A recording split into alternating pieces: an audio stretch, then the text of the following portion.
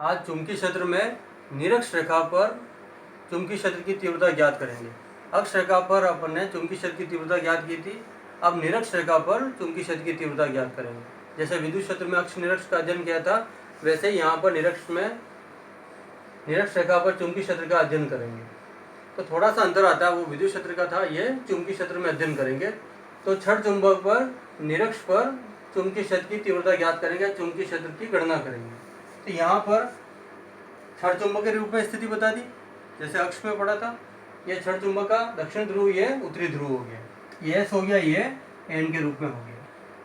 तो ये उत्तरी ध्रुव है, ये दक्षिण ध्रुव है। उत्तरी ध्रुव धनात्मक कार्य करता है, तो दक्षिणी ध्रुव क्या करेगा, ऋणात्मक कार्य करेगा।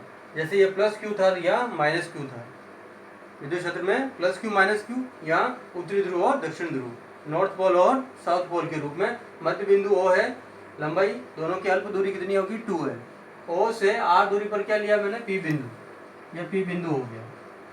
यहाँ पर चुंबकीय क्षेत्र की गणना करनी, चुंबकीय क्षेत्र की तीव्रता ज्ञात करनी। तो थ्योरी क्रिएट करनी है इसके आधार पर। एस एन छड़ चुंबक हो गई, मध्य बिंदु ओ, अल्प दूरी 2L, ओ से आर दूरी पर पी बिंदु, OP बराबर आर, जहाँ पर चुंबकीय क्षेत्र की तीव्रता ज्ञात करनी, चुंबकीय क्षेत्र की गणना करनी है। तो यहाँ पर दो लंब डाल दिए, PS और PN के रूप में, इनको घटकों में विभाजित कर दिया। तो N के रूप में चुंबकीय क्षेत्र B1 और S के रूप में B2 की गणना करेंगे। तो दो घटक हो गए, साइन थीटा और कोस थीटा। तो यहाँ पर दो बिंदुओं, दो भाग में अलग अलग व्यक्त कर दिया है इसको।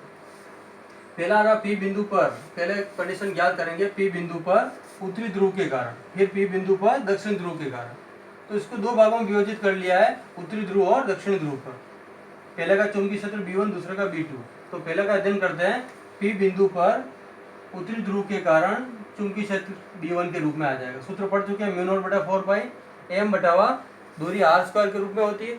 यहाँ कहाँ से कहाँ तक की दूरी है, पहले ये ज्ञात कर रहे हैं उत्तरी ध्रुव, फिर S ज्ञात करेंगे। तो कहाँ से कहाँ तक होगी, N से P तक की दूरी, r² के रूप में क्या लिखेंगे, NP²। NP² यहाँ पर किस रूप में आ रहा है, कर्ण के रूप में आ रहा है। तो थीटा बन रहा है, थीटा के सामने वाला क्या हो गया, लंब और आधार, त्रिकोणमिति में अध्ययन कर चुके हैं। तो लंब और आधार के रूप में कर्ण क्या आएगा, आधार और लंब का स्क्वायर, अंडर रूट में क्या आ जाएगा, आधार इंटू लंब का स्क्वायर। तो सूत्र क्या आएगा, r और l, r² और l² का अंडर रूट को 1/2 भी कहा जाता है। तो लेकिन ये तो कर्ण के रूप में आ रहा है, लेकिन यहाँ NP² यानी कर्ण का स्क्वायर है, तो स्क्वायर के रूप में अंडर रूट हटेगा तो क्या आएगा, r² और l²।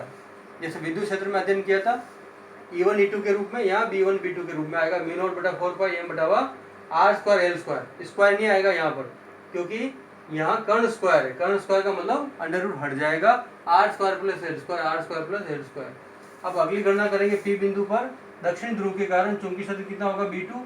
सूत्र क्या आएगा, μ0/4π m बटावा S से P तक की दूरी, ये भी कर्ण के रूप में आ रही, सूत्र यही रहेगा सेम कंडीशन में, क्योंकि यहाँ पर भी थीटा के सामने वाला लंब और आधार समान है, r और l। तो यहाँ पर SP² यानी कर्ण का स्क्वायर अंडर रूट हट जाएगा, μ0/4π m बटावा r² l²। तो B1 B2 बराबर है। यहाँ दोनों घटक साइन कैंसिल हो जाएंगे, कोस थीटा एक ही दिशा में होने से जुड़ जाएंगे। तो B बराबर B1 B2, B1 cos theta और B2 cos theta. Sine theta निरस्त हो गए, परिमाण में समान है, दिशा में विपरीत होने से निरस्त हो जाता है, कोस थीटा एक ही दिशा में होने से जुड़ जाएंगे। ये भी लिखना है यहाँ पर, दोनों को जोड़ा, B1 B2 बराबर B1 कोस थीटा, और B2 बराबर भी क्या होगा, B1 कोस थीटा, क्योंकि बराबर है दोनों। 2B1 कोस थीटा 2, B1 का ये मान याद रखना है, कोस थीटा बराबर क्या होता है, आधार बटा कर्ण।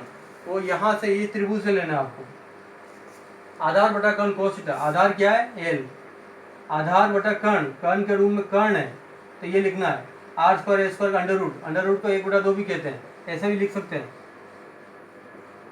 1/2। ये लिख दिया, आधार L, आधार बटा कर्ण के रूप में r² का 1/2। ये भी r² l², ये भी r² l², इसके घातांक कुछ नहीं, 1 है, 1/2 है, 1 और 1/2 कितना होता है, 3/2। तो ये लिखा r² l² और ये 3/2, क्योंकि दोनों एक जैसे हैं। इस पे 1/2 है, इस पे 1 है, 3/2। अपन पढ़ चुके m बराबर क्या होता है, m इंटू चुंबकीय आघूर्ण का सूत्र क्या होता है, m इंटू 2l। l होता है, लेकिन अपन टोटल दूरी 2l मानी, तो सूत्र बन गया m into 2l। m into 2l के रूप में आ रहा है, 2 ml बनता है, 2 ml। तो सूत्र बन गया फाइनल रूप से μ0/4π क्या आ जाएगा, कैपिटल M बटावा r² l² 3/2।